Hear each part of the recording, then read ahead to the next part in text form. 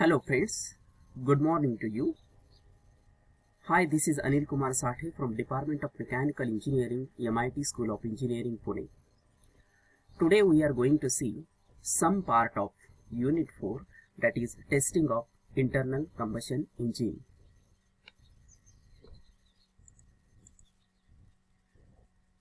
Outline of today's lecture is what is meant by heat balance it in case of IC engine. What are the heat quantities involved in it? How to do the calculation for each of these quantities? What is exhaust gas calorimeter? And finally, what is the significance of preparing this heat balance sheet? Before going to the core topic of heat balance sheet, I want to introduce you what is exactly meant by balance sheet. Might be you have heard this balance sheet word related with the money balance sheet. Now what is a typical money balance sheet? You can see here, for example, one person is having a salary of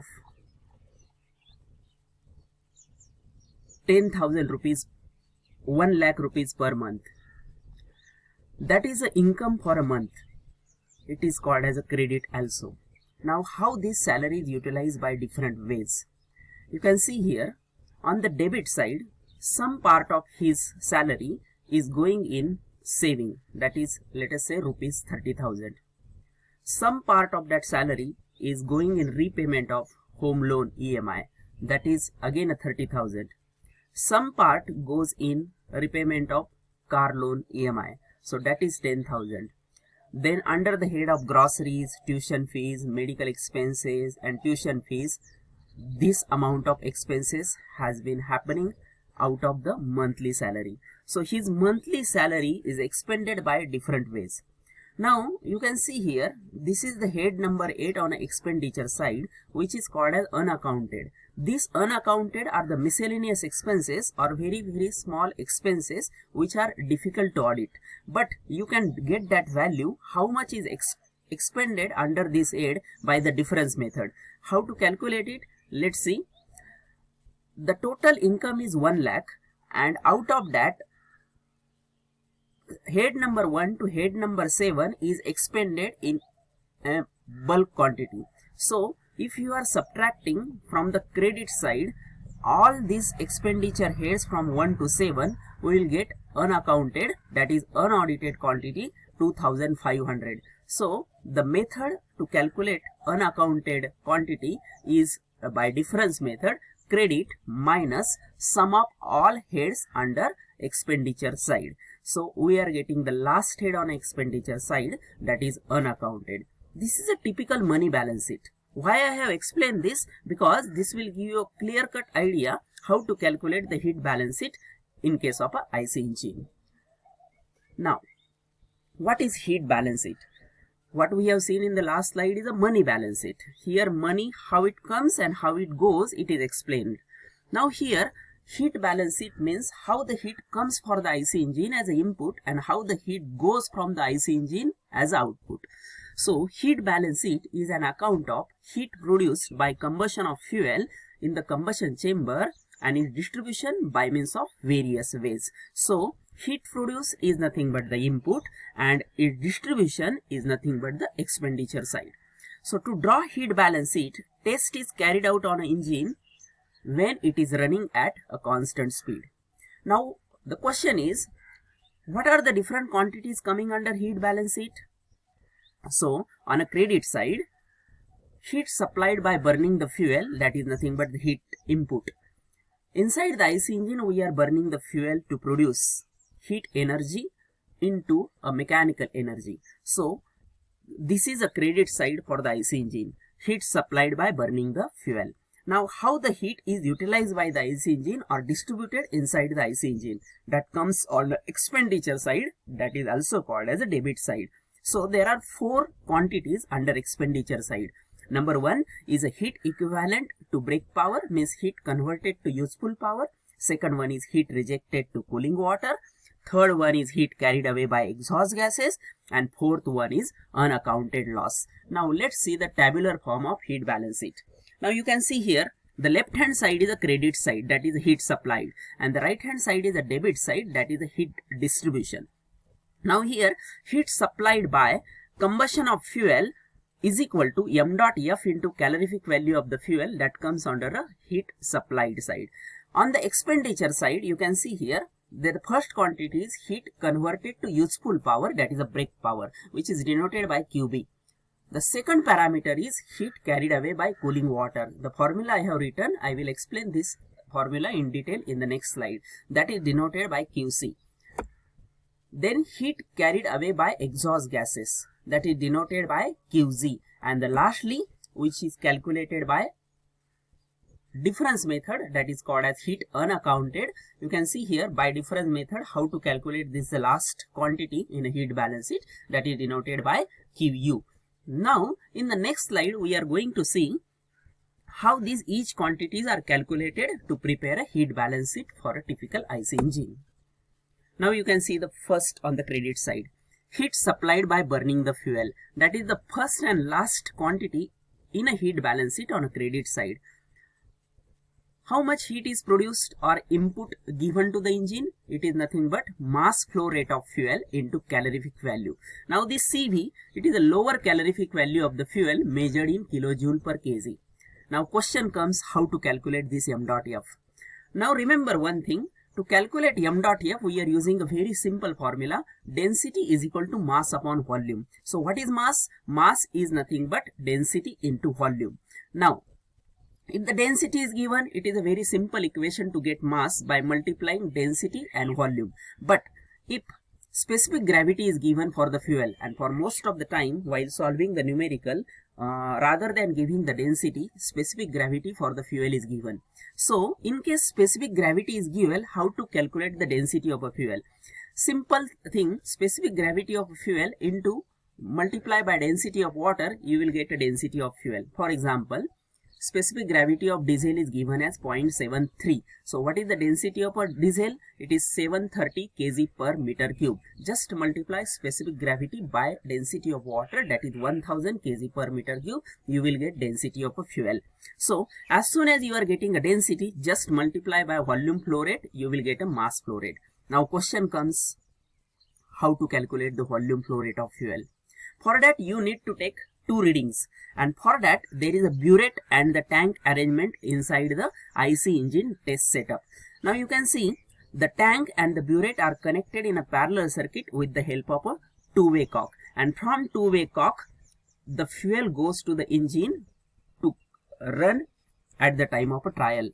Now when you want to do the fuel measurement, rotate the two-way cock in such a way that the fuel supply will start from the burette.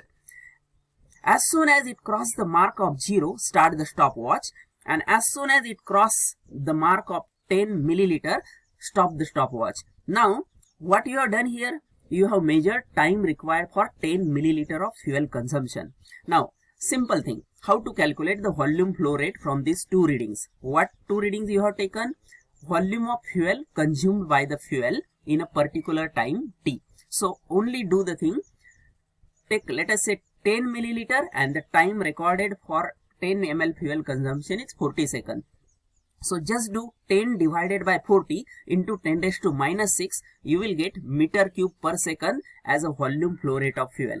Now the question comes, why this 10 raised to minus 6 is there? As you have recorded the fuel consumption milliliter, that milliliter you need to convert into meter cube. So milliliter into convert into meter cube, you have to multiply by multiplying factor 10 raised to minus 6, because milliliter to liter conversion 10 raised to minus 3, and liter to meter cube conversion again 10 raised to minus 3. So multiplying factor becomes 10 raised to minus 6. So this is the way by which you are calculating volume flow rate, and from volume flow rate by multiplying by density you will get a mass flow rate. Now next one is a brake power measurement. How to measure the brake power? That is the first parameter on debit side. Brake power is given by the formula 2 pi n torque upon 60,000. So why this 60 is there and why there is 1000? So product is 60,000.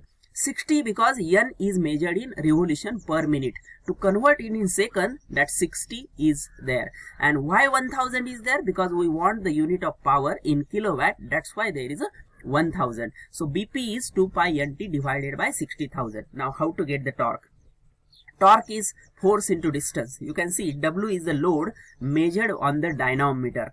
9.81 to convert kg into Newton. That's why 9.81 is coming into picture here. And R is a dynamometer arm length. Now, under the calculation of brake power, which reading you need to take? You have to take the reading of W. That's why I have highlighted that in red color, load on dynamometer, and you have to take another reading as speed, that is RPM, which we are taking from RPM sensor in engine trial. Now the second parameter on the debit side in a heat balance sheet is heat carried away by cooling water. So see simple formula. It is mCp delta T. Now you have to understand the symbols here. This T indicates temperature, W indicates water, O indicates outlet, this I indicates inlet, and J indicates jacket. Now you know for a cooling system water is flowing through the jacket, so that's why this J suffix is coming into picture here. Now you can understand what is this m dot Wj. M dot Wj is mass flow rate of jacket water measured in kg per second. CPW is specific heat of water, that is a 4.187 kilojoule per kg Kelvin. That is a given value. Now which readings we have to take here? The temperature readings with the help of a thermocouple placed at a proper inlet and outlet places. Now how to calculate the m dot j again? Again the basic formula is m dot j is calculated by density into volume flow rate of a jacket water. This volume flow rate of jacket water is taken by the rotameter. Rotameter is a device which measures the discharge. So discharge multiplied by density of water, that is 1000 kg per meter cube, which is a given value. We can calculate a m dot Wj. Now the third parameter, heat carried away by exhaust gases. Now here is one special device used to measure it, that is called as exhaust gas calorimeter. But first we understand what is this QZ. It is again calculated by the formula mCp delta T. Let us understand what is TGIC and T atmosphere. TGIC is the temperature of gases which are expelled to atmosphere from the IC engine. T atmosphere is the atmospheric temperature. CPG is a specific heat of exhaust gases, and m dot z is a mass flow rate of exhaust gases in kg per second. Now there are two methods to calculate this heat carried away by exhaust gases. When CPG is known, method 1, and method 2 is when CPG is unknown. Let's see when CPG is known. So QZ is m dot z CPG TGIC minus T atmosphere. When CPG is known, only unknown remains is m dot z. By law of conservation of mass, m dot z is a mass of product is equal to mass of reactant. So air and fuel are reactant. So m dot z is equal to m dot a plus m dot f. Let's take a common m dot f. You will get m dot a plus m dot f plus 1. So if air fuel ratio is given, just put that value here and you will get the answer of m dot z. So by that way you can calculate heat carried away by exhaust gases. Now the second method is with the help of exhaust gas calorimeter. This is simply a heat exchanger where exhaust gases delivers its heat to cooling water. Here water comes in and water goes out. It takes the heat from gases, so gases becomes cold and water becomes hot. These are the four temperatures measured across the exhaust gas calorimeter. So let's write the heat balance equation for exhaust gas calorimeter.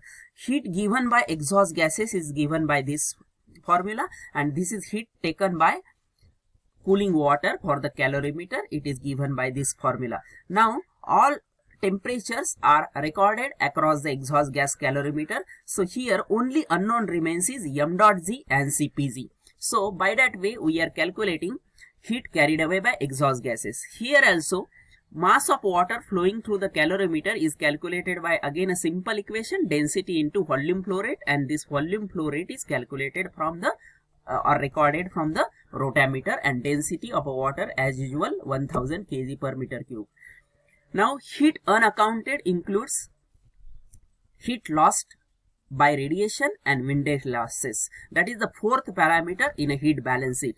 So heat balance sheet is calculated either on the basis of kilowatt,